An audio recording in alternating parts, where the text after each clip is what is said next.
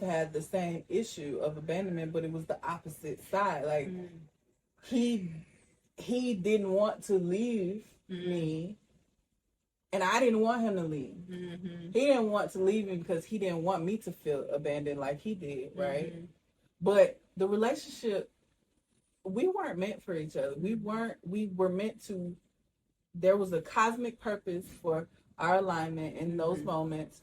I got the lesson. I can't speak for him, but I got what I needed out of that. And spirit told me that it was nothing else needed. Like there's no more. You can move forward. But he didn't want to let me go but also at the same time, he also had a fear of abandonment too. So it was like he didn't want me to leave, but he didn't want to leave me. So it caused like this conflict and this cycle. Yeah. So every time I broke up with him, crying, want to get back together, and then it's like, okay, all right, then I feel bad because then I don't want to abandon him. So it's literally the same thing, right? So that's how it can show up when you don't see what it is, like when you're not seeing what that trauma is. I think Eckhart Tolle calls it pain bodies. You know, when you're not seeing how your pain bodies are aligning. Yeah. Then meeting each other. You're a slave to it. So it's like you have to really become aware of yourself and how these things show up. So I think that's a really, really from the other side where I was literally seeing it played out in this person's mind.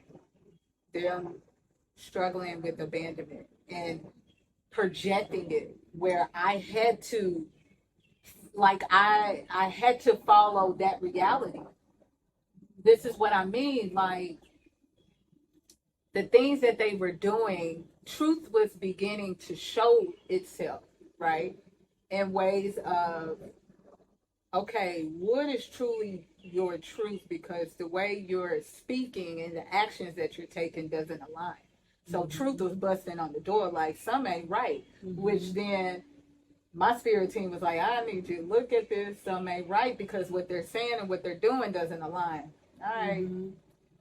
And through conversations, I could see it all. They were literally projecting the story of what they told themselves. You're gonna leave. I'm like, you're making me leave. You're creating the experience because you're so afraid. You are so I'm afraid. Gonna leave. Yes. And that in that moment,